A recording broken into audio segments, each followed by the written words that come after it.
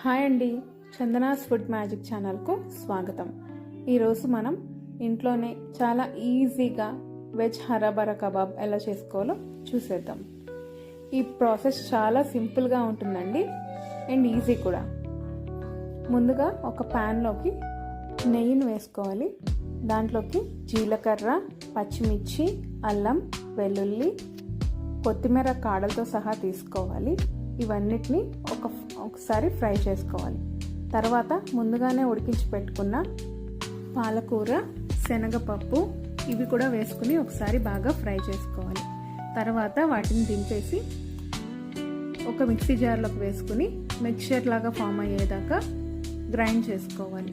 వాటన్నిటిని ఒక బౌల్లోకి వేసుకుని దానిలోకి కొంచెం శనగపిండి, బియ్యపిండి, కార్న్ఫ్లోర్, ఇంకా మసాలాలు, cumin powder, coriander powder, garam masala, salt అవన్నీ వేసుకుని కొంచెం కారం సరిపోకపోతే కూడా యాడ్ చేసుకోవాలి.